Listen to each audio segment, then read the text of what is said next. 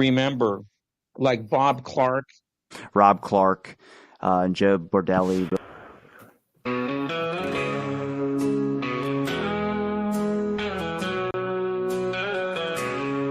In the heart of Dallas, where legends unfold, a tale of shadows, mysteries untold, where truth is obscured in the depths of the night. The Lone Gunman Podcast sheds a flickering light. Section 107 of the Fair Use Act of 1976 provides protection to use copyrighted material for research, analysis, education, and commentary purposes. We here at Loose Moose Productions reserve that right. Now, on with the show. Here's Joe B and the Triple B. Hey, Aunt Udine, how's things in Texas? Everything is going to hell down here in Texas. Hands on, Triple B and Joey. Joey and the Triple B, baby. Triple B and Joey. Rock on, get Joe Morelli. Triple B and Joey. Joey and the Triple B, baby. Triple B and Joey. Rock on, get Joe Morelli.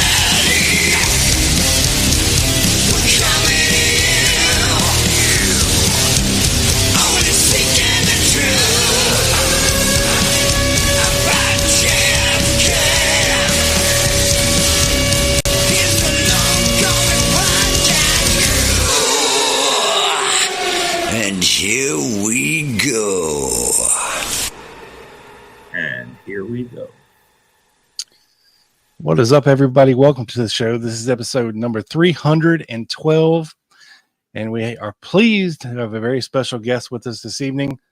The esteemed author and researcher and author of various books, such as Someone Would Have Talked, November Patriots, the Silent Invasion series, In Denial, Unidentified Nexus, Surprise Attack. I could go on and on, Larry, but I think everybody here knows who you are. Larry Hancock, welcome to the show, sir. It's great to be back, and I got to tell you guys, I always love that introduction. The music is great. Yes, our buddy Roger wrote that especially for us, composed it, wrote it. It's always good because, you know, they love to hand out copyright strikes around here. For using other people's music. So that's our music written specifically for us. And thankfully we don't get our little hands slapped when we play it. So, but yes, Larry, welcome to the show, man. We've finally got you on here. I know you've been on Chuck's show, Doug's show. We were on Doug's show together one time, and we've been talking to you for a little while behind the scenes. And you finally have another book coming out the beginning of next year in January called The Oswald Puzzle. And I believe you are you presenting at Lancer this year?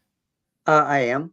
David Boylan did the book with me, and we're both presenting at Lancer. Gotcha. So is Joe and Doug. They'll be there as well.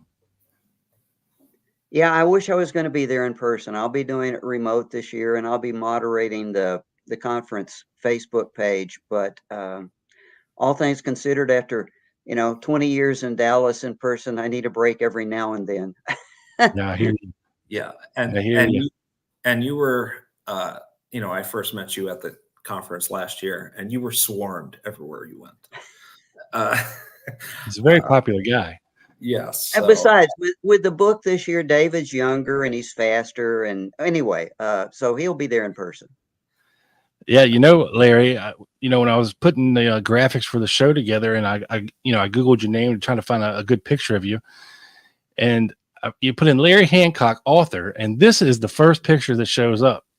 I'm sure you know that you have a rhythm and blues soul singer with the same name from the 70s or early 80s, apparently, with a very good fashion sense. I should do that. I have not listened to him. I was just going to say, boy, I would trade for being that young, for right? Sure, without a doubt.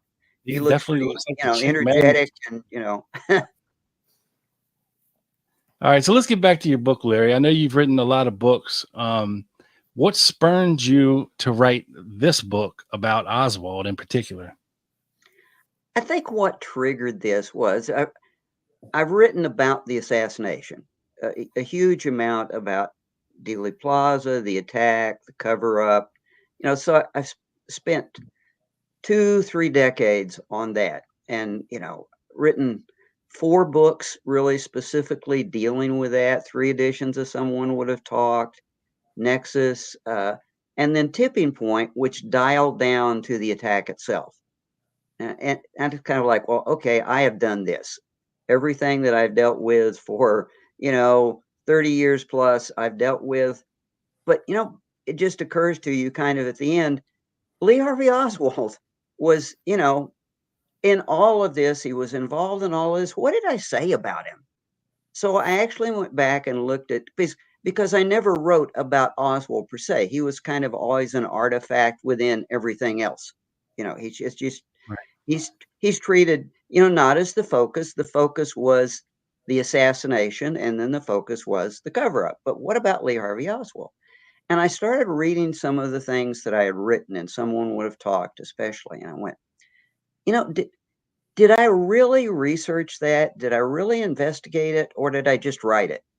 And what I found was far too many times I had taken what someone else, credible authors, people that I trusted at the time, and more or less repeated what they'd said without thinking about it in any depth. And then I remembered conversations I'd had. Someone would say, well, was he an intelligence asset in Japan? And I would go, well, probably, but I never really studied that. I never really dug into it the way I dug into other things. And so after thinking about that for a while, it piqued my curiosity, and it's went, I've applied so much time and research to other aspects of this. What would happen if I did the same thing to Lee Harvey Oswald? Where would I end up? Would I end up saying the same things I had said earlier? Because in the interim, I spent years researching and learning how the CIA really operated, how the FBI really operated, what intelligence practices really were. I met people like Jack Swike, who had been Marine counterintelligence chief at Atsugi in Japan, beginning right after Oswald was there, who could tell me how things worked in Japan. How did things work in the club scene, the bar scene? How did you guys surveil that? How does that match with what we've been saying about Lee Harvey Oswald? And so basically it was sanity testing myself. Like, did I make overgeneralizations? Did I make assumptions? And that was the trap. Once you start asking those kind of questions and you start answering them, what started out as like a 50-page monograph is now a 400-page book. That's just the way it works. Yeah, I remember when you said, yeah, it's just gonna be a little monograph, maybe 100 pages. And then when I pre-ordered it, I saw 30 or 40 pages. I was like, well, okay, Yeah. even better, even better. Because, when you're talking about Oswald, it is a popular assumption to figure, based on some of the things that he did, because we have no concrete proof that he was ever working for the CIA in any capacity, nor do we have any concrete proof that he was ever working for the FBI or an informant. Now, there are people who have stated that he was, but again, we have no documentation, no hard concrete proof that he was. A lot of people assume these things. And I'm guessing, that's some of the kind of things that you were looking into. Yeah, absolutely. We've had a lot of people, it's kind of like anecdotal. All right. I'm not against anecdotal. You need sources and you need information from somewhere. But then the secret of a lot of this, or not the secret, but the practice, the way history works is you've got to have corroboration. And if possible, you've got to have corroboration from multiple points. And then does that fit with other things? Does it make sense, or is it anomalous? Anomalies, things that are strictly outside of the pattern, are interesting. You got to look at them, but you have to wait. We do have years and years and years of Oswald's behavior. We have his own writing. Oswald was not, unlike the Warren Commission would like you to pray, he talked. He talked a lot. He talked to a lot of people over time. He wrote a lot. It's Oswald, in his own words, is not, he wrote to his mother, he wrote to his brother, in 1962, 1963, he was in constant communications with his friends back in Russia, had And the several embassy friends. and VP Lee and all these other people he was writing Well, letters to. as well as organizations, you Yeah. know, so it's not like he wasn't in communication, and we have a body of that as evidence. And no, I don't believe all of that was created after the fact. That's just sort of no, that was real. One of the things that makes it especially fascinating is in doing this book, we actually went back and looked at the Dallas Police Archives, which are now with Dallas Metropolitan's a website, and looked at the stuff that had been collected from Oswald's belongings. And the guy was a pack rat. He kept receipts for things. He didn't just correspond with the Socialist Workers' Party. He kept his receipt for his subscription. You know, he truly was a pack rat. And it's kind of amazing. They just dumped out boxes of stuff and photographed it. I'm not sure that they ever used it, but he saved copies of his materials that provide us a historical record. In fact, it's one of the best historical records you're going to probably find in history, but one that hardly anybody uses. Yeah, it's kind of dull, you know, but it gives a source for a lot of corroboration. You know, that you can go back and say, oh yeah, yes, he did subscribe to these magazines, and he kept copies, and yes, he paid for them, and yeah, he was a cheapskate, and he might not have bought Marina something, but he did. He did order books from Russia. Yeah, yes, he did. So to back the question, it's a lot of people have claimed things about Oswald. So then the question is, we got to test those. It's not sufficient just to write about what they said. Yeah, well, in particular, I wanted to ask you about one letter in particular that he wrote. I believe it was to VT Lee of the Fair Play for Cuba Committee on August the 1st. And in that letter to him, he had stated that I believe he had gotten a office for the Fair Play for Cuba Committee, that he was starting a chapter, and that he had gotten involved in a scuffle with the police, but actually none of that had happened yet. That actually didn't happen until over a week later. What do you make of a letter like that? What I make of that is Oswald was, how can I put this? Oswald was always trying to sell himself. I mean, by that time, Oswald had already demonstrated for the Fair Play for Cuba Committee in Dallas. Oswald had already been in correspondence with VT Lee from Dallas, and they had mailed him materials. By the time he wrote that letter, I think, if I remember the dates right, he had already been leafleting on the docks near the carrier Wasp. And so he had a plan. What I really think of that letter is what he's doing is telling VT Lee what he intends to do, and he's selling it because he wants VT Lee to buy into it, which Lee does not do, by the way. Right. So I think Oswald. This is part of the problem with dealing with Oswald. We who don't believe that he was involved in the assassination want him to be a good guy. You know, we like him. You know, we want to be a good guy, and he was just taken advantage of. On the other hand, provably, Oswald lies about things at times. He puts false information into job applications.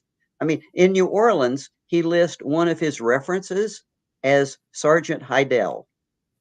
Okay, there is no Heidel and there's no Sergeant Heidel. You know, when he talked to Quigley down there after he got arrested, and whether he asked for an FBI or they just showed up. But if you read that interview with Quigley and Oswald, he tells a lot of lies in that interview.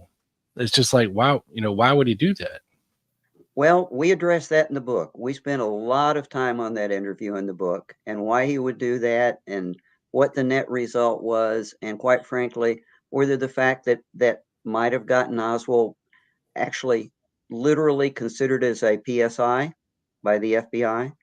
I would offer that for a period of 2 or 3 weeks, he was probably on a list from the DeBury's as a potential subversive informant, because he was.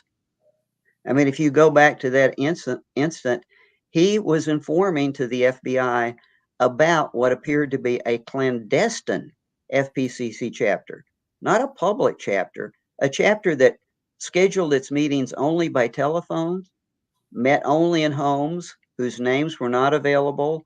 Only the chapter leader knew who was in it. This is the sort of thing that should drive the FBI nuts, and in fact did drive them nuts to a certain extent, because they were tasked, the FPCC was on their tasking list, specifically at the New Orleans office. So yeah, we dive into that very deeply. Yes, we do. But I guess the point I'm trying to make is Oswald was not squeaky clean. When he applied for the job at the Texas School Book Depository, you happen to recall what his last job that he listed was? It was with the United States Marines. Not quite exactly true. And so there are Oswald. You can't rely on Oswald to be telling the total 100% truth all the time. Just didn't happen. Yeah. And to your point, Larry, I think one of the mistakes that I made early on was I wasn't consistent with my assumptions about Oswald. I would put him as an asset in this situation, and then in that situation, I put him as a patsy. And there's a lot more to it. And it's just a topic that is so complicated. And of course, it's his birthday today. I think he'd be 85, and a very appropriate time to have you come on to preview the book. But, we did an episode a few months ago on analyzing the statements of Oswald's Marine buddies, and like Daniel Powers, Nelson Delgado, Thornley a little bit, although Thornley didn't know him for that long. I think like 3 months. Yeah. And we have been kind of teasing this, and it's very interesting. And to your point, we have to look for consistency, because if you can nitpick any statements about Oswald and fit that into your narrative, right? I'm sure you've dealt with this going. And so one of the questions I want to know is, like, how did you determine which people that came in touch with Oswald? How did you put weight on them compared to others? Because I think there's like 50 Marines, and there's a few that knew him. Of course, you have the DeMoran Shields and things like that. So how did you weigh that in terms of what? A couple of different things. First of all, for background, chronology has a lot to do with it. Who said what when? That's always extremely important, and because the chronology, everything is situational. Everybody makes statements according to what's going on with them at the time, and their statements are going to be different when they're in front of a commission, being given to deposition on record, as compared to when they might have just been talking to a friend. Even Marina Oswells' statements before she goes in and she's assured by her representative or by her commission liaison that she's not going to be prosecuted for anything. Her representative literally says, now that Marina understands that she's not going to be charged with anything, she feels comfortable with telling the truth. Well, in the real world, that's the way life works. I mean, I got to tell you, I've given hundreds of pages of legal depositions myself. And, you can be very cautious with things when you're giving depositions, that if you were just talking to friends about, oh, that happened, and it's another story. So, but to get back to your question, a lot of it is contextual. When did they say it? Under what circumstances did they say it? Were they under any particular pressures at the time? And how does that map with their other statements? Plus, how does it map with what other people were saying at the same time? Again, it gets back to that anomalous thing. If it's something that's totally anomalous, then it's hard to take it, it's out of context. But as we were just talking, from New Orleans, we have a fellow who worked in the FBI office that says that there was a file on Oswald in the subversive file desk, right? Locked cabinet where they keep subversive stuff separate from criminal files. That's the way it works. PCIs, criminal informants, are totally different than subversive informants. So he says that, and that's kind of anomalous and striking. But then we look at all the other evidence, including the Quigley interview, and see that it would almost be insane if there weren't. In fact, there has to be. If they're following their own rules, there's got to be that file there. So we completely independently can support his statement. So I guess, Joe, to really answer your independent support is always what I'm looking for. And even more important, when I find something that I didn't know existed that is corroborative, that's especially important to me because I didn't make it up. I didn't go hunting for it. It was there. I wasn't trying to prove my story. I just came across it and went, oh, geez, okay. So from the other thing, I guess, that's very important to this book is when I was talking about Oswald early on, I was repeating mostly what other people had written about him. I was not necessarily going back to people that knew him, like Titovitz. Titovitz is a very important, completely independent. This is a guy who has no stake in the game. He says good things about Oswald, bad things about Oswald, good things about Marina, bad things about Marina. That's the kind of balance you want in a source that you can really bring into this. For the Marine part of the story that you're talking about, I became pretty good friends with Jack Swike, as I said, who had been Marine CI at Atsugi and who himself decided to investigate it. He went back independently and talked to a bunch of these Marines. Plus, he talked to the people that had been involved in Oswald's court-martial, the doctor that had treated Oswald. And Jack was not a conspiracy guy. In fact, Jack was more of a lone nut than anything else. But when Jack starts producing information that is corroborative about Lee Harvey Oswald, I tend to trust that because I know he has no axe to grind. He's not a conspiracy person looking for something. He just really wanted to understand Oswald because he served there at the same place and time. Yeah, and you juxtapose something like the interview with Quigley to the different versions of the interrogation of Oswald, where seemingly, he was telling a lot of the truth in the interrogation. As far as his life facts and where he worked, what he's been doing, and then he didn't seem to hold anything back in the interrogation. And as opposed to the Quigley interview where he was definitely lied about some things. And yeah, I don't know, man. Oswald's just such a walking contradiction. He's so hard to figure out. Some people think he was dumb as a box of rocks. Some people think he was smarter than the average bear. You watch things like his TV interview in New Orleans where, he's throwing out all these facts and seems like he can put a sentence together, except for the one that says he was under the protection of the State Department while he was in Russia and then quickly which changed from himself. Oswald's perspective was true. By Yeah, the way. yeah, you're right. Oswald, one thing is very important. Oswald is a person that actually, other than when he doesn't play by the rules, plays by the rules and know how to use them.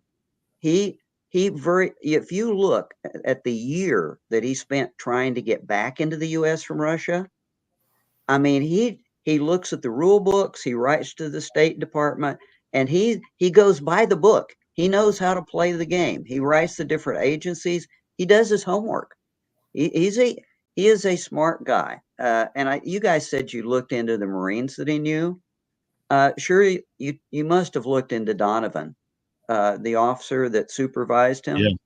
Yeah. And Donovan, who is a political science, he's a poli-sci graduate of an Eastern university, says that it was challenging to get into a dialogue with Oswald because Oswald knew more about world events and geopolitics than he did. Yeah. Donovan doesn't want to say this. Marine, he's telling the truth, right? Because this is not, I don't want to say, I got my degree from, and this two-striper is out talking me in the barracks, and it's embarrassing. And when the guys around him are being questioned, they go, "Oh, Oswald really liked to do it to the officers because he knew more than they did." Everybody's saying the same thing. No, Oswald is not stupid. Yeah, he was a smartass. He was a smartass, right? Yes. A contrarian, and I think it was Nelson Delgado who was Hispanic, and he had gone on leave, and this was during the time that I guess Castro took over Cuba. He was in the Sierra something mountains, and Delgado came back, and Oswald goes, "What, were you helping Castro over there in the mountains?" And it's really funny and witty, actually. So the whole lone nut, like didn't have friends type of thing, he definitely did. He was just a little. He kept to himself, and we have, we went through a lot of the Marine statements, and they're very, like you said, they're very consistent, and that's what you have to look for, consistency. And I know from listening to a lot that's what you look for. And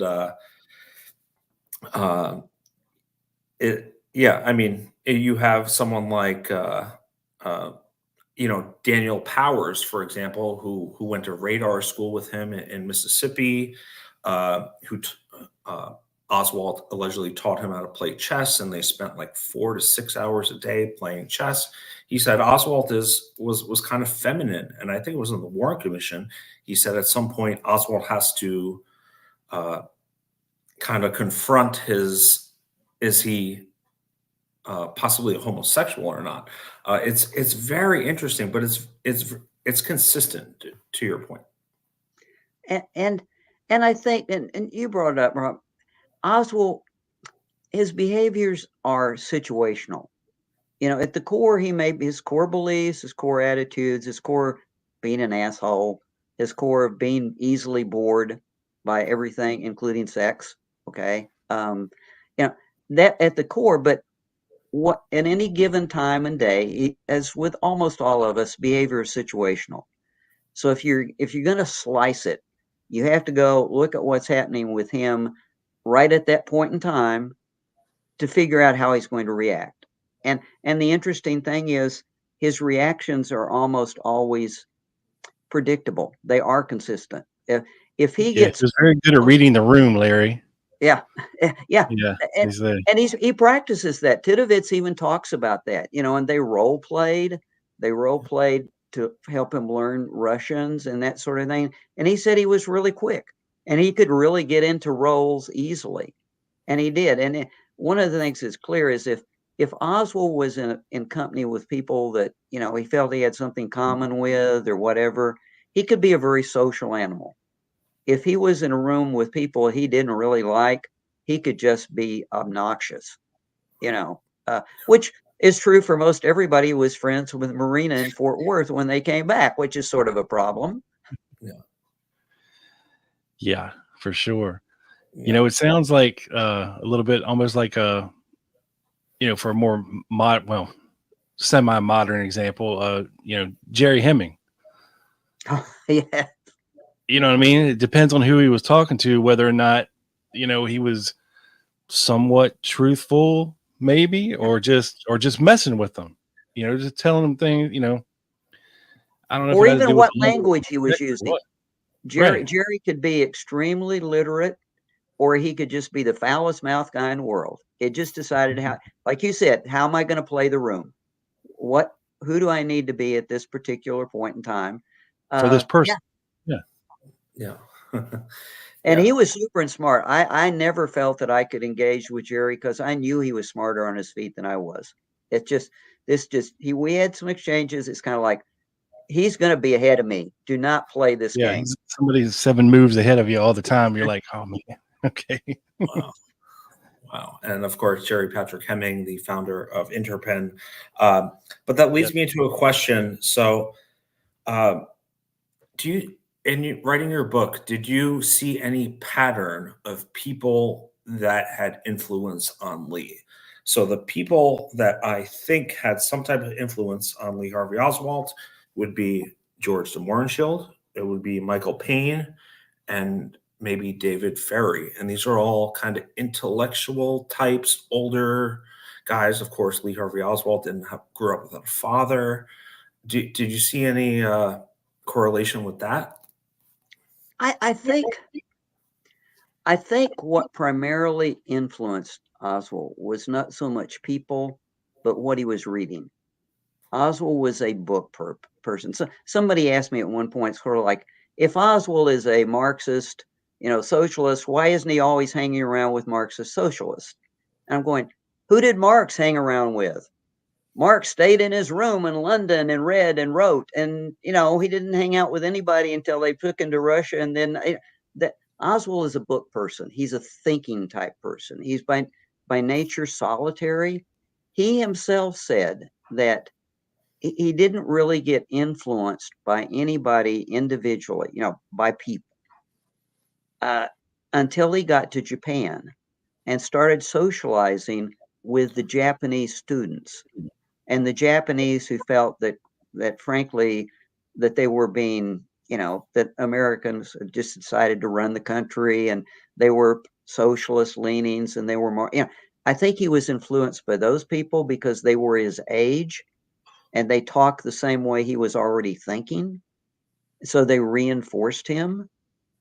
So did de Mohrenschildt. It's interesting that de Mohrenschildt wrote that Oswald was a lot more like him than his son was. And as a matter of fact, that his son really disliked Lee Harvey Oswald, and George had to separate them at one point in time, even though the Oswalds had lived with his son and daughter for a little bit, because his son was relatively conservative. George was a worldly guy, cultured, internationalist. Let's just say an internationalist.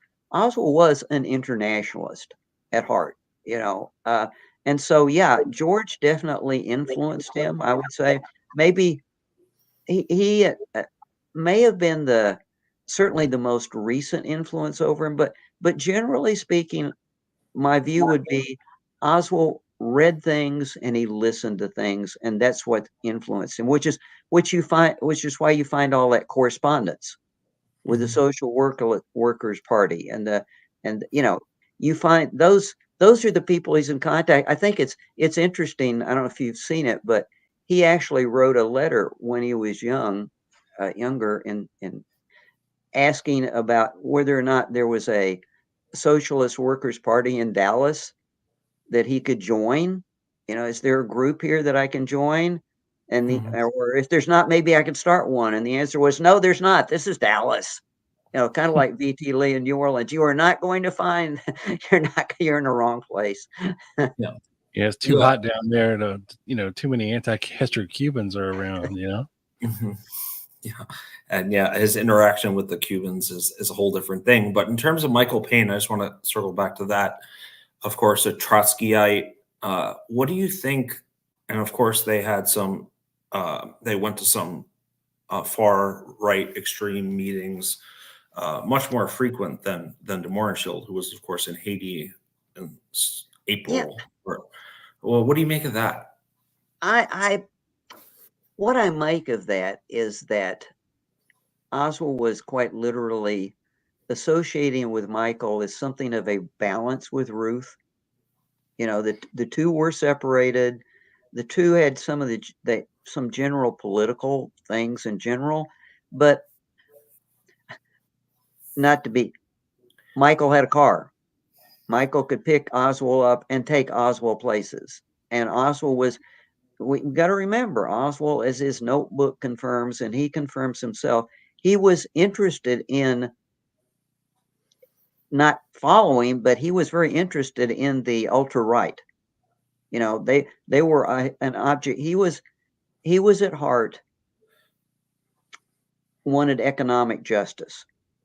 If you look down at the core, based on what had happened to his mother, what had happened to him, what had happened with his whole employment, he was about economic justice and about social justice, which, okay, Michael Payne matches some of that, but Oswald was also very much against whatever was blocking that, which was the ultra right. So it's kind of like know your enemies, know your friends. So did Michael influence him, or did Michael just provide transportation? You know, I'm not sure that Michael was that much of an influence over by that time. I think Oswald, by the time he gets back in Dallas, uh, Oswald is in his own space. I don't think there are people that's going to influence him that we write about in the book, but it's not going to be Michael Payne. Those people are definitely influencing him, but they're not. He's not going to be talking about them either. Yeah. And I think the problem with DeMorenshield is, of course, he wasn't very favorable to Lee in his Warren Commission testimony. Of course, I think he was picked up at the airport by Dorothy Matlock, which should scare you enough if that's who's picking up the airport. Much more favorable in his book than in his testimony, and I think it's really clear that he felt that he had been used. I mean, George is a really smart guy. After his Warren Commission experience, he knew he had been used. I mean, quite frankly, after the FBI interviewed him in Haiti, he knew he was being used, but he also knew he was exposed.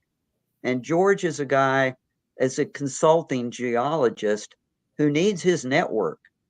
If he's going to earn a living, he doesn't need to suddenly appear to be, okay, nobody's going to talk to me. I'm done.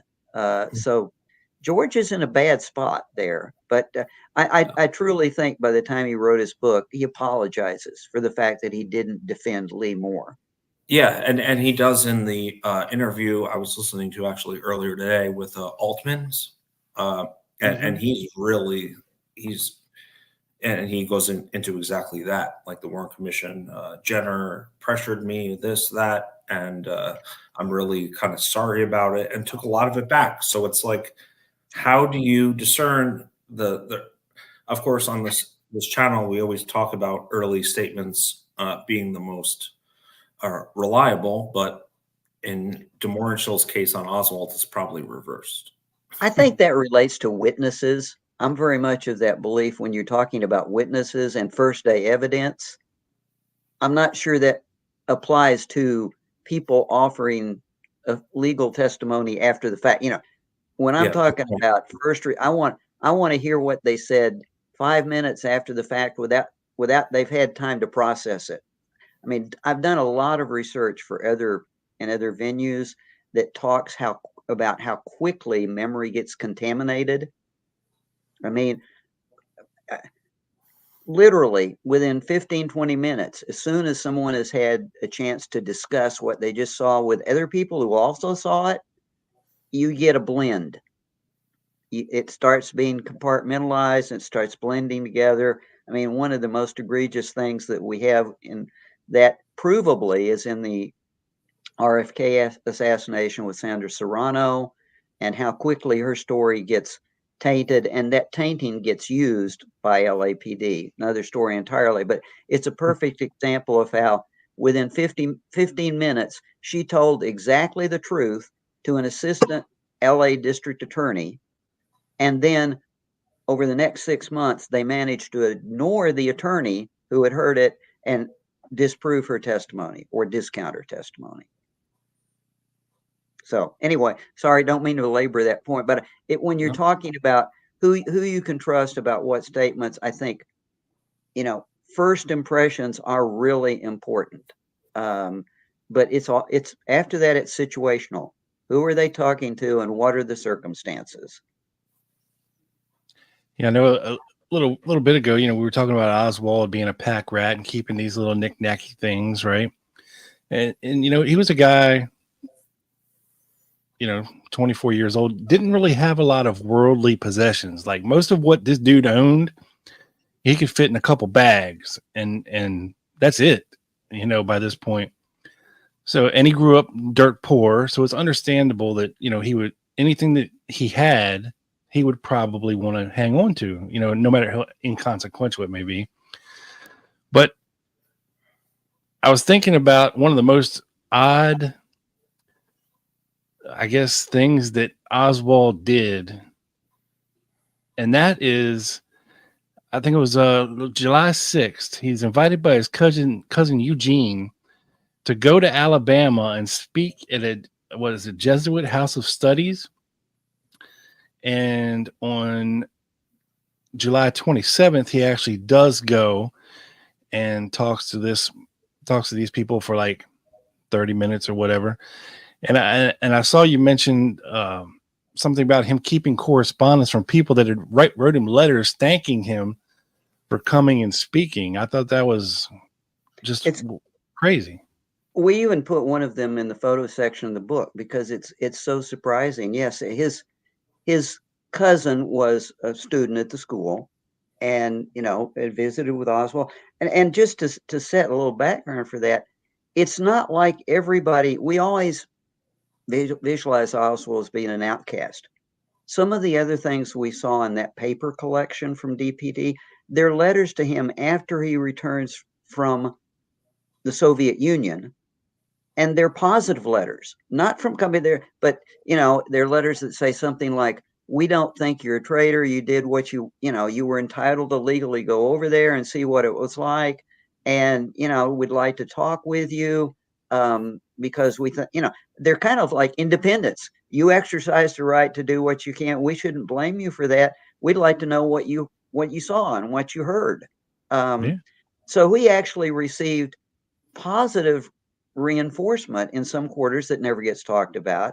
The incident that you're talking about, he gave his talk, and he got several letters after the fact of appreciation, talking about how well he spoke and how he had highlighted key issues and how it's the sort of thing that they didn't hear in the news because the news was, all anti-Russian and anti-Soviet, and it wasn't critical, but he was giving a critical observation from both sides. I mean, he did not like the Soviet system. He made that very clear. He didn't like communist nationalism. But on the other hand, he thought that some of the elements of their economic system and their economic support network and that sort of stuff, healthcare, were really good. So he was that brings up another thing that and this is another thing that really amazed me. It's like, okay, I'd studied Oswald, written about Oswald. I didn't read Oswald's own writing. And I was just appalled because that was in the Warren Commission. It's in the volumes, his own writings about what he believed and what he thought, which is very critical. And if you read it, you see that he is writing in the Athenian system. He's writing at a college level. Now, his spelling and grammar may be bad for reasons, whatever, but just in terms of literacy and comprehension, he's writing it. I would expect to see in a, sophomore poli-sci class. Yeah, I think he was a 10th grade dropout, wasn't he? Well, he did complete his GED in Japan, but yes, he was formally a dropout, but he was a dropout. But if you look at the magazines he read, like The Nation, I mean, this is a guy who subscribes to The Nation. How many 22-year-olds in the United States are subscribing to The Nation magazine in 1963?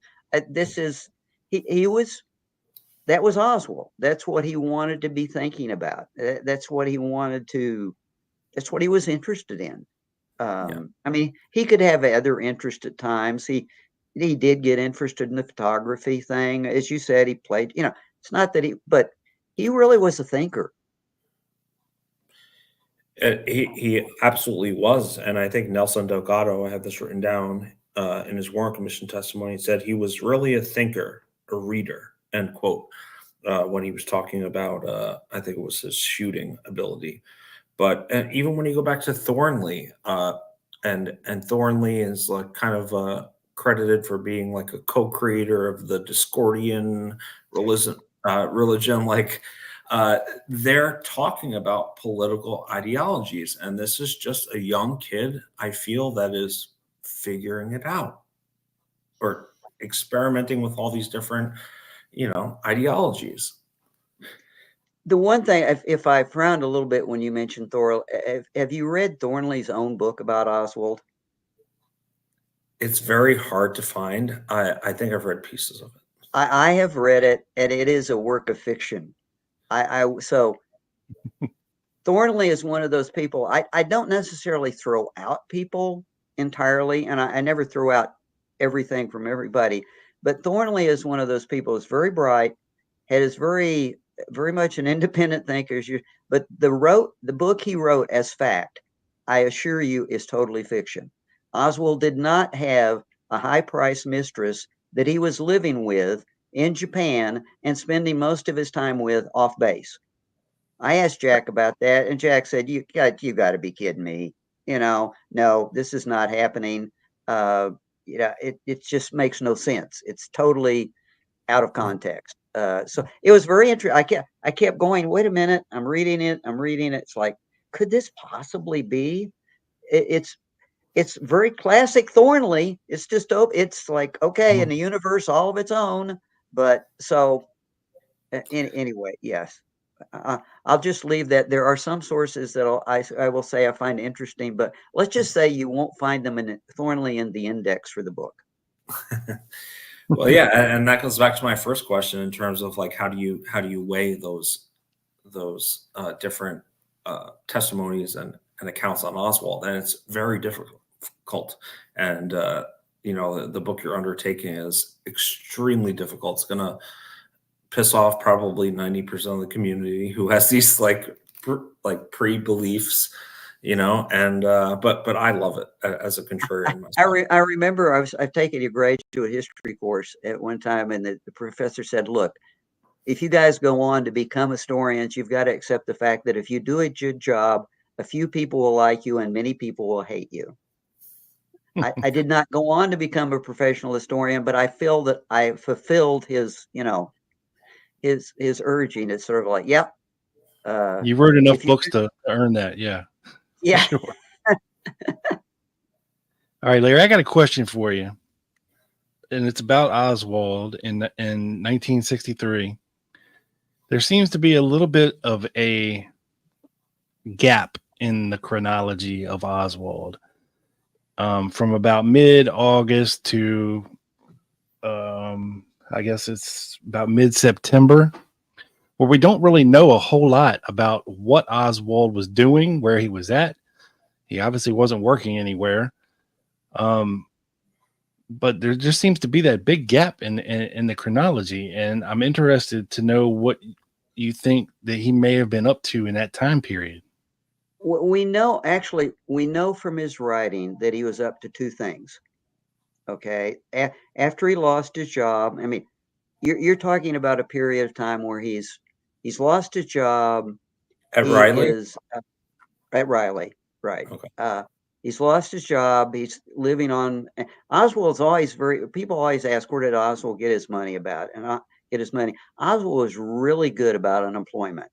I mean, if you look at his correspondence, I mean, yeah, he plays that to the hilt. So, but what he is doing is he is preparing himself, and this is based on many different sources. His letters, his talking with Marina, things that he's doing. He is preparing himself to go to Cuba. He has decided that, it's just not working for him back in the U.S. He can't get the kind of job that he wants. He can't keep the kind of job that he wants.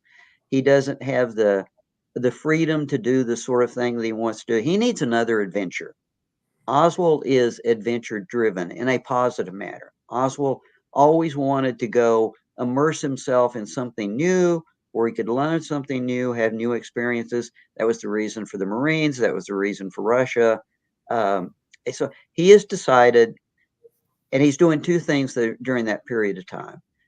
He's continuing writing. He and Marina are both writing to the Russian embassy about a return to Russia. For her. Right. Well, it depends. Sometimes it's for both of them. Sometimes it's for one of them. Then Oswald writes and says, well, okay, you can just consider her, and then I'll treat me separately. I don't want to stand in the way of, she's still a citizen, right? So, and he did not accept the offer of Russian citizenship, which they gave him. So in different letters at different times, all the way up until November, sometimes it's both of them. Sometimes it's her without him. During this period of time, she's even starting to write about the fact that he wants her gone. He wants to be off on it, doing his own thing. So my answer to you is that he is laying the groundwork to go to Cuba in one shape or form. And we discussed that at length in the book during that period of time. I would like to tell you precisely what he was doing. I think I know who he was talking to.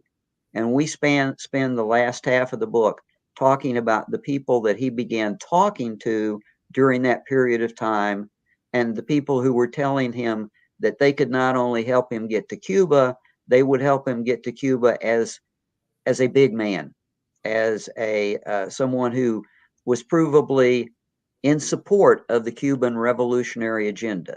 Oswald had been disappointed when he got allowed to stay in Russia. He thought he would be, not that he wasn't treated badly, but he thought he would end up in university, and he ended up in a factory instead.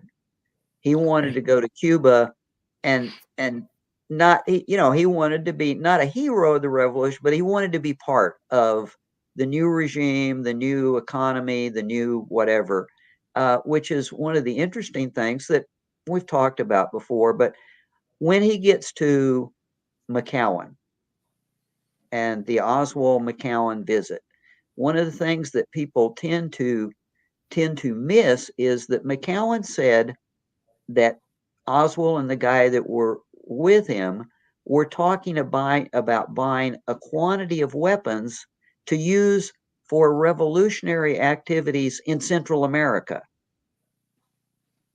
Now I ask you, who is doing revolutionary activities in Central America, and who has Oswald decided to support? He has decided to support the Cuban Revolution. The CIA is not doing revolutionary activities in they're trying to stop revolutionary activities in Central America at this point in time. Is it a coincidence he goes to Castro's personal gun runner for these? Yeah, exactly. Wow. So two things are occurring at the same time. There are two agendas in play.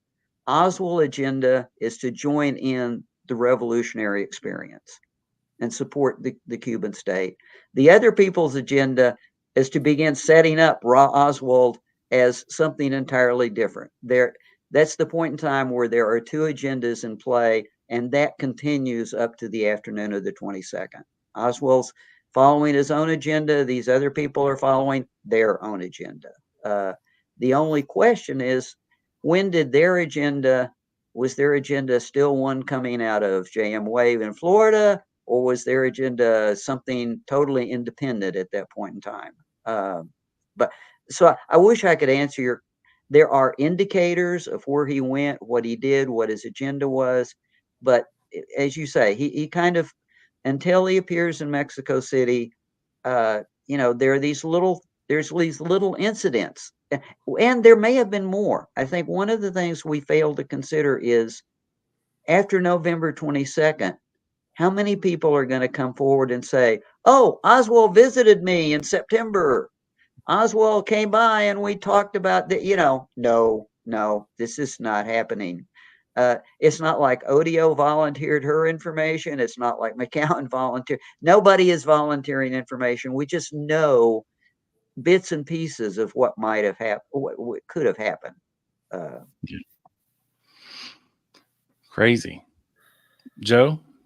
Yeah, no, that's it's a great point. And one of the other questions I had was, so of course Marina, and we've talked off air for a little bit about Marina. How much stake? Because of course she was obviously somewhat pressured. Especially after the Walker letter, as we worked on together. How much stake do you put in her testimony? Of course, she kind of went into another babysitter, which Rob and I had proven in terms of James Herbert Martin on the 29th or November 30th. How do you discern what statements Marina says on Lee? Because it's I'm going to channel. Okay, well, no, I'm not. Well, first of all, I've got to make a statement here. There is no historian who could treat this without using Marina as a source. The thought that you could kick Marina Oswald out of this in totality is insane. So you've got to deal with what she said and the fact that obviously it's situational. Where I would parse it out, Joe, is we have tended to look at it as if she was under pressure because she was afraid of being sent back to the Soviet Union. Marina wanted to go back to the Soviet Union.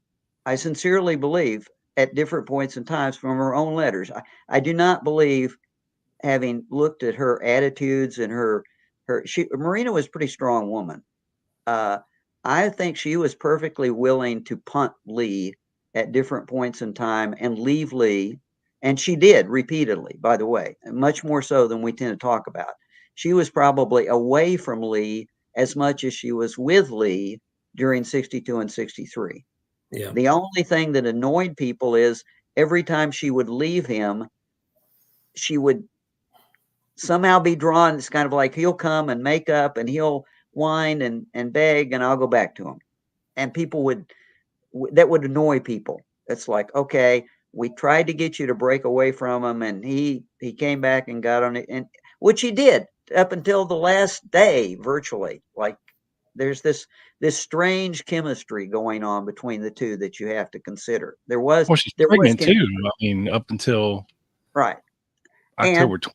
Yeah. So the bottom line is no. I think she felt pressured because this is a Soviet citizen. She doesn't understand American law. She would actually be safe back in Russia. Had asked to go back to Russia. She had a job. She could go back into Russia. She had family. She had friends in Russia that she had continued to write to, by the way, not just Oswald, but Marina continued their correspondence as well. So what she was quite frankly afraid of, I think, was that she was legally actionable in regard to certain things. She had lied. She had withheld evidence. She had destroyed evidence, not directly necessarily relating to JFK, although we can't know that we can't know, but we certainly know that she did in regard to General Walker. Okay. She destroyed material that would have been considered relevant. If she had known, let's say, if she had known that Oswald had told her he had shot at Walker, obviously withholding that information when the FBI, she really exposed herself in several aspects to prosecution. Okay. So up to a point in time, there's every reason for her to be concerned about the FBI.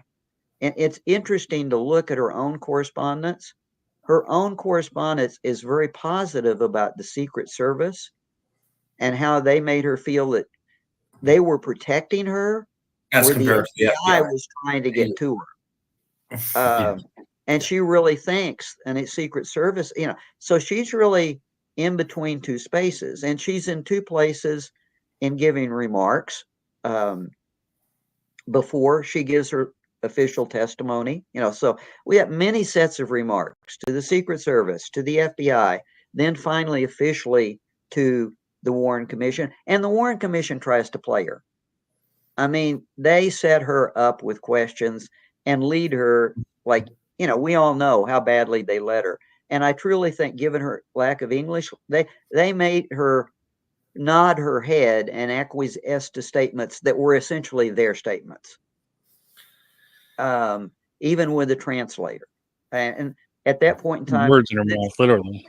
Yeah, the translator is the guy that's trying to help her, actually. So she's, so to try to answer your question, have deal with Marina extensively in the book in terms of what you can accept, what I accept, what David and I accept, what we don't. There's a chapter of Marina on Lee and a chapter of Lee on Marina, and so we try to look at it from both bases, but there is what really gets ignored in a lot of it is the chemistry. The chemistry between those two was really, it's not that it doesn't occur in real life, but it was not necessarily a romantic relationship, but there was this pull between Lee and Marina that kept separating and then kept pulling them back together. that really is situational. So you have at the end when I can totally understand why right after the assassination, Marina was convinced by what everybody was telling her that Lee had been involved, and were later, after the fact, she began convinced that that was not the case, that she had been misled. That makes perfect sense to me. I don't. Is it inconsistent? Yes, but I think it makes sense. Yeah, that's glaringly obvious from Marina's actions, after the assassination. I mean, she's literally 3 months out from having a baby with this guy. And then of course the assassination goes down, and she's more than willing to put herself out there, sexually for other men. She's telling me that she really had no loyalty, if that's what you want to call it, to Lee in that terms of a relationship, Chemistry, maybe loyalty. I don't, but it is interesting that a newspaper interview that she gave not long after the assassination, that has been used by everyone in the lone nut camp and others. I shouldn't say just the lone camp. Oswald was not the same man after he came back from Russia that he was in Russia. And we all know where that's gone over time. But from Marina's perspective, let's look at what was coming down here. In Russia, he courted her. We got romantic pictures. She's writing about what he's doing. He's writing about, He's somewhat mysterious. He's romantic. Then she has a baby. Russia. They come back to the U.S. and she's going, he doesn't even care about sex anymore. Yes, he was different. I mean, that's the way it is. But that's he's got to find a job, keep a job. There's no friends to hang out with, really. They're in the process of trying to be social, it seems, at certain times. And it may be going out of his way a little bit to, curtail to Marina and the white Russian community that's in Dallas. But yeah, it's two totally different scenarios. It just seems to me like when they were in Russia, and that's part of communism. You're given a nice place to live for I guess for over there. You're given a decent job, and the rest of the time, is a lot of hanging out with your friends, doing things. And then you contrast that with coming back here, to where Oswald's family is crazy. His mom's crazy. His brother's got his own thing going on, and doesn't have any money. Doesn't have any. Let's do a sociological survey in the United States. Yeah. How many two people get married after a 3 month romantic fling, right? A lot of passion, a lot of romance, get flung. A year later, baby is here. 2 years later, the guy has no job. They're living in a slum apartment. Yeah. How many times does this occur? Is this anything does the wife consider that the guy is different? Yes, she does. Rightly so. And I'm sure she nagged the hell out of him while she's smoking her cigarette. You're not, good, Lee. You know good, Well, and the white Russian friends are giving her stuff. Marguerite's giving her stuff. And this is irritating Lee out the rear. So there's a real human equation to this that has nothing to do with conspiracy. It's just reality. Yeah, and the Payne's Ruth in particular, bending over backwards for Marina, to try to get her away from Oswald and give her a place to live, take care of his kids, and it's got to be demoralizing. But she's the last in line. I think she's like the fourth person, right, that has tried to get Marina away from Oswald. Again, we think of that as being unique for Ruth. No, ever since they came back to Fort Worth, there have been people that have been trying to kind of this guy's a jerk. Come on, we'll let you live with us for a while. So Marina is just the last in a long. No, sorry, Ruth is the last in a long line of people that have gone, this guy, he's just not good for you. You need to break it up. And then they get fed up with her, because then, just like with Ruth, Lee shows up again and starts being nice to Marina. And what do we see with Ruth? It's kind of like, does Ruth really like Lee? No, she doesn't, because she thinks Lee is bad for Marina. But this has happened over and over again. And we do spend time going through that in the book, because I think that gets lost. It's repetitive. It is consistent. It's consistent behavior for those two. And what Ruth is doing is not inconsistent with what other people have done. Even DeMoren-Shield. I mean, on 2 different occasions, DeMoren-Shield has tried to get in, and he likes Lee. He just doesn't think they're good for each other. Yeah, for Yeah, sure. and I think it was George's wife, Jean DeMoren-Shield, Jean, who was really talking about how Marina kind of called Lee out publicly for not satisfying her. Right? Am I wrong about that? No, you're right. She captured. Marina is a sexual person. I mean, if her daughters hear this, she was. I mean, that's just the way it is. She was far more passionate than Lee was. Lee is Marx reading in his little room in cubbyhole. Lee is not often the other part of that. Yes, they had kids, but as I think actually Marina quotes something like, "Well, he only makes love to me once or twice a month now." So clearly her expectations are. He only lasts 10 seconds at a time, too. I don't know. Yeah, she had higher expectations than a couple times a month. Yeah, I think if another guy kind of along, it does have that in it, but it's not. That's not the focus. But it's a factor. But it gives context. It does, and I mean, let's face it. Lee Harvey Oswald is one of the most mysterious, possibly misunderstood people in persons, at least. Definitely when it comes to assassins, in the last century plus. So you really do have to take all these things in context, right? You can't just use what you want to further your narrative. And that's why he evolves. I mean, he's a real person. He evolves over time. His interests evolve over time. And he's a real person who boredom is a big factor with Lee. Many people it's not. With Lee, it really is. It can be when he was high school, he belonged to clubs of different types. He joined CAP again, and people want him to be unsocial. He's in I forget what it was in New York State. He's like in a model club. He's in an astronomy club. He joins CAP. He gets a job to pay so he can buy a uniform for CAP. This is like an antisocial person? No, it's not. He just evolves. What he's interested in at a given time is what he does, and he really applies himself to it. Just like by the fall of 1963, he's really applying himself to try to get into Cuba to have a new adventure.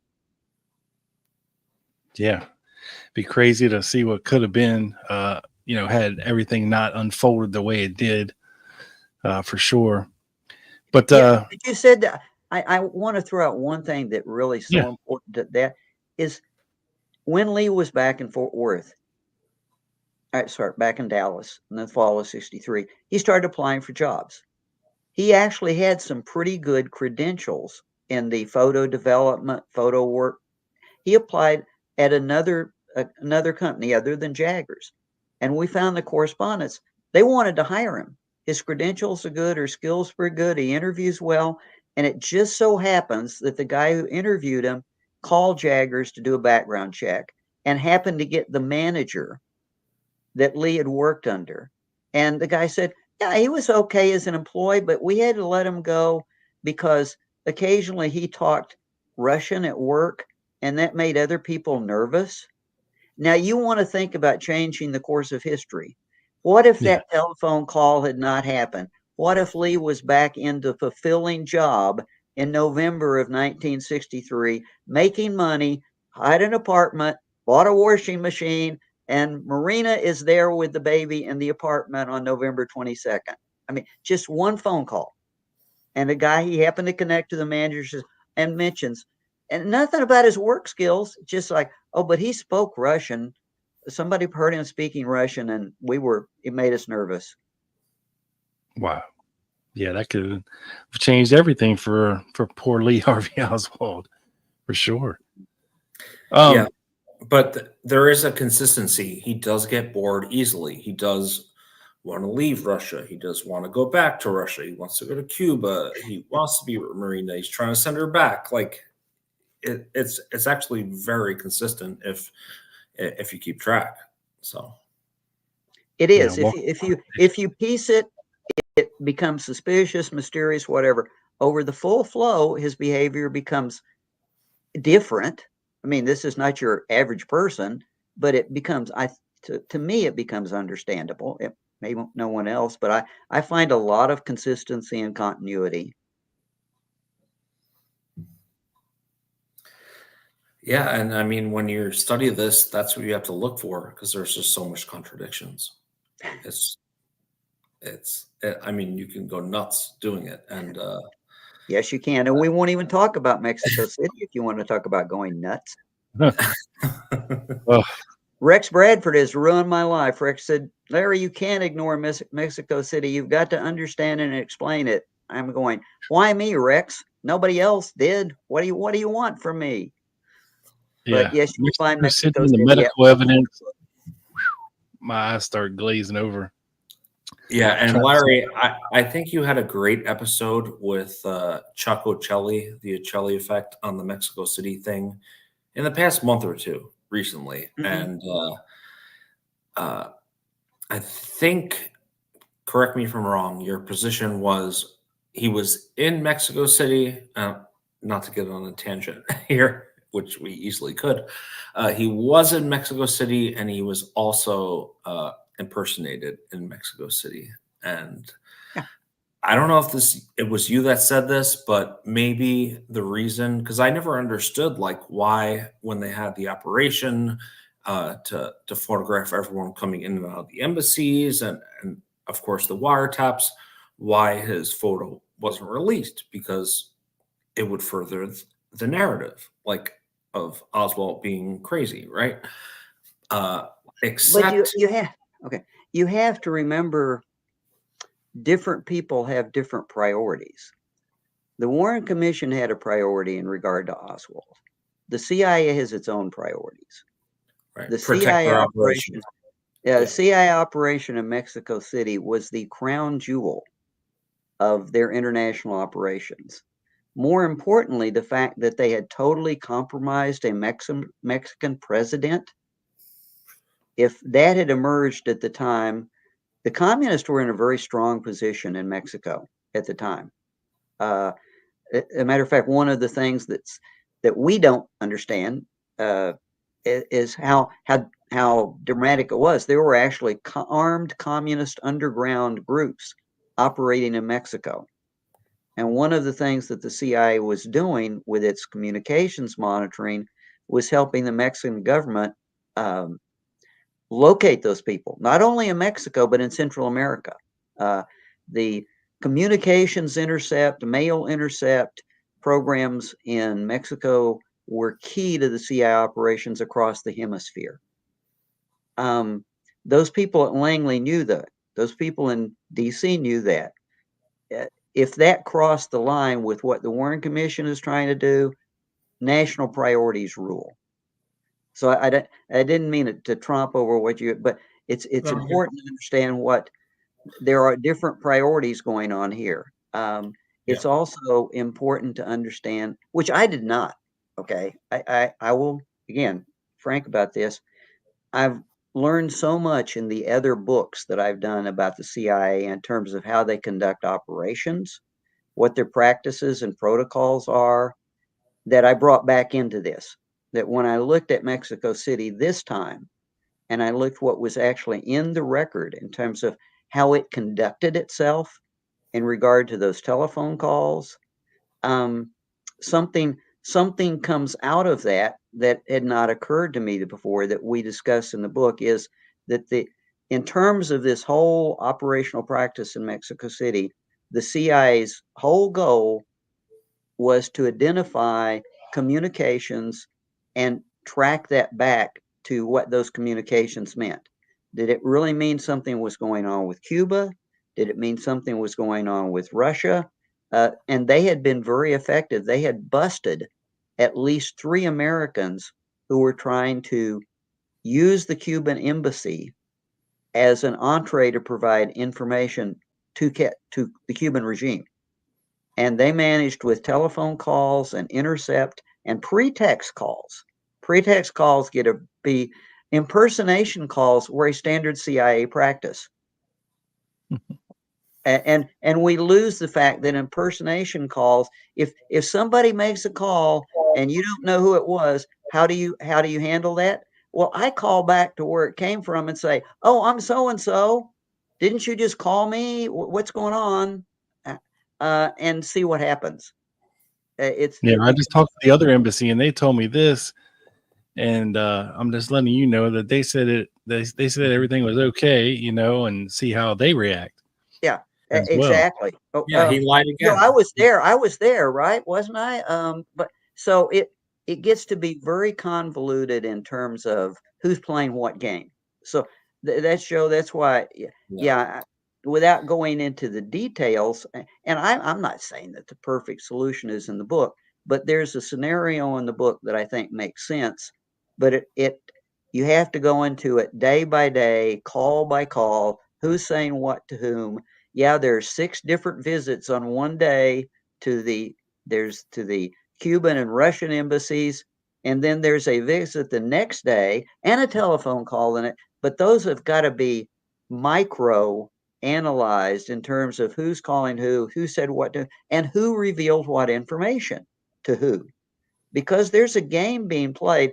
And if you wanted to impersonate Oswald to make him just look like an out of control radical, that doesn't occur into any of that. That occurs after the assassination with the Alvarado thing coming, from the CIA after the fact. Why, if they had that story in hand, why didn't they use it to set him up? No, they didn't use it then. It came out of nowhere afterwards, which proved to me that it was bogus. And in any event, sorry, I got long-winded with your answer again. No, that's okay. That's all right. So Larry, I got a couple questions for you. They come from our listeners. We let our super spy level membership listeners ask our guests a question. So first up, we have a question for you from our SST1. That's our super spy T1, Trey Hammeter. And his question is this, Larry.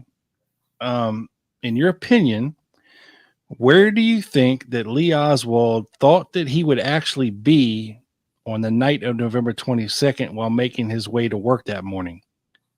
Hanging out on Beckley, playing to Cuba, or something else? By that night, he thought he would be in the air on the way to Cuba or in Cuba. Really? Wow. And then see, I can't give a short answer. I know nobody believes that, but wow. Our next question is from SST2. That is Jack, and he's curious to know your opinion, Larry. Something about Buell Frazier. He says, "What do you believe his story that came out in his most recent book of seeing a man putting a gun in his trunk after the shooting near the schoolbook depository?" I'm really conflicted about Buell. I've met Buell in person. I've talked with people who've worked with Buell on different versions of his books over the years. Some of them didn't get published, some did. He's added too much to his story. I can't trust it. If he saw Oswald coming around the schoolbook depository building, we should have heard that decades ago. I can't say it's not true, but I don't trust it. This gets back to first day. Nothing about that would have exposed Buell. I get nothing that he's come out later. I see as, oh well, he couldn't talk because if he talked, it would have made Oswald look guilty. Well, now he's talking and making Oswald look guilty. So he could have said that earlier, and everybody would have loved it. With the lone nut side would have loved it. So honest answer is there's some people I've gotten to the Well, point this was to him where in his they've book been able- saying that he saw somebody other than Lee put a rifle in the trunk of a car out in front of the school book depository right after the shooting, which is that no, of course, he tells the story of seeing Oswald leave the school book depository. right. I'm guessing he thought he came out the back door and came Yeah. walking down Houston Street and then eventually on up to Maine. And I'm familiar with that. I have not seen this statement about him saying that he saw that happen. Oh in yeah, front of that's in his book, Steering Truth. Honestly, to me, Larry, and of course, it's something that he's never ever said before. But it seems to me like something sensational that he had to put in his book to sell copies, because he's been telling pretty much the same story. He'll pop out of his shell like a turtle every 5 years to the local news station, and well, I drove Lee to work, and we really didn't talk about anything, and I didn't really know him that well, and he's been saying the same thing for all these years, but he's been eluding researchers as well all these years. Yeah. And has never been really asked the hard questions or taken to task about certain things that he's actually said, which is frustrating. He will. I was in a room with after one of his talks, and we pushed back on a couple of his remarks, and he's a nice fellow, and he didn't take it badly. It just, there was no engagement. There's no back and forth. There's no, so now I my honest answer is that I'm willing to go with what the one thing that I will totally accept from Buell Wesley Frazier is that he was indeed shown that bag, the same bag that was taken to the school book depository that night under polygraph, and he said that the bag that he had seen that morning, like hours before, was not the bag they were showing him. That I'm with him 100%. That was not the bag that he had seen Oswald carrying, and that was polygraphed and tested, and they didn't put that into evidence. Clearly, there's a reason that never made it into evidence. So I don't want to discount it. Polygraph is missing. First day is good. Yeah, we've been looking for that for years. The Buell Frazier polygraph examination is not in evidence anywhere. Nope. Terrible. It is. I'm sure it's in the same file as the list of people in the school book depository. The same file that has the list of the car names and tags as people exited the parking lot. I'm Same list of people at the Texas Theater, right? Yeah. Well, Larry, we can't thank you enough for joining us here on the show and gracing us with your presence and dropping some knowledge about Lee Oswald tonight. And for everybody out there, hey, in our description of this very episode, there is a link to the JFK Lancer website. Follow that. You can use our code Gunman10 to save yourself 10% off of any ticket package, where you'll be able to hear Larry present this year and many, many others as well. And be looking out for Larry's book. Comes out January 14th. Mid-January. Yeah. I believe it is a 2025 pre-order on Amazon now. And check out Larry's blog as well. What's your blog site again, Larry? There's lots of good information. Just do Larry Hancock on WordPress. I think it's LarryHancock.wordpress.com, but just Google it. You'll find it. And there's a lot of good stuff there, and you can stay up to date with whatever Larry's got going on. Yeah. Joseph. Yes. And thank you, Larry. I mean, this has been a great conversation, and you will be back for part 2 around the release of the book. Hopefully early 25. You never know. That will be fun. We can go into some more detail. And by the way, at the Lancer conference, David and I will be exploring something you led with. We will be talking about Oswald and the FBI. And actually, the title is Oswald Games the FBI, which has a certain suggestive,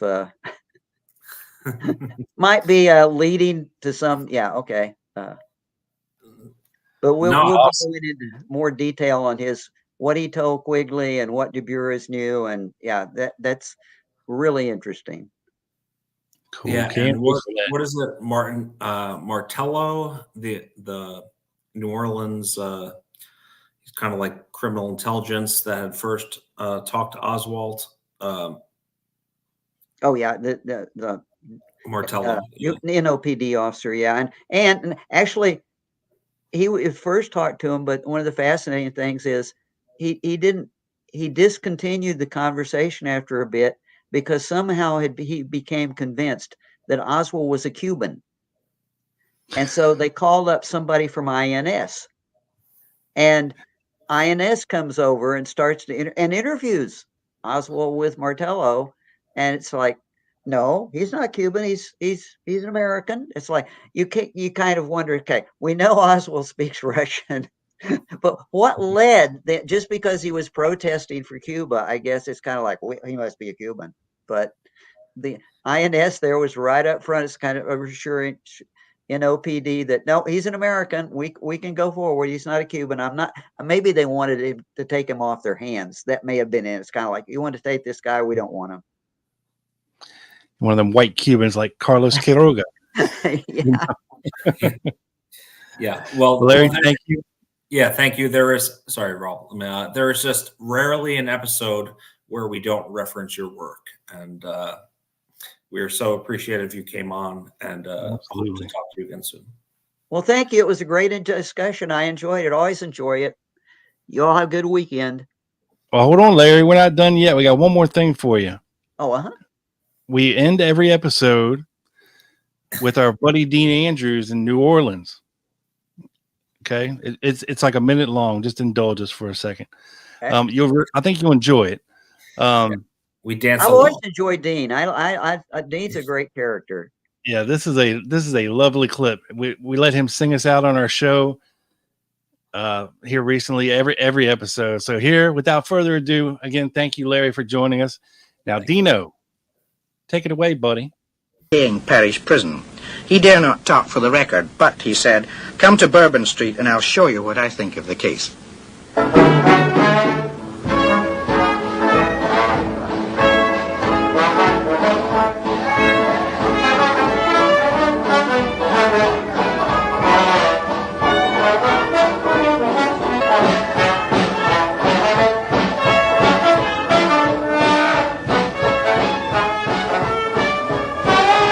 The greatest lies are told in the name of truth. The greatest crimes are committed in the name of justice. The quotation is Jim Garrison's. It could be used for him or against him in this strange case. Good night.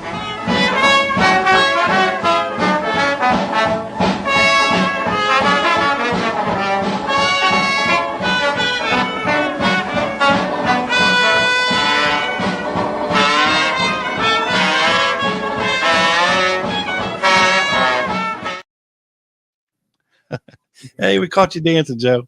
Yeah. That's it for us, everybody. Thank you, and we'll see you next week. Thank you, everyone. Thank you, Larry.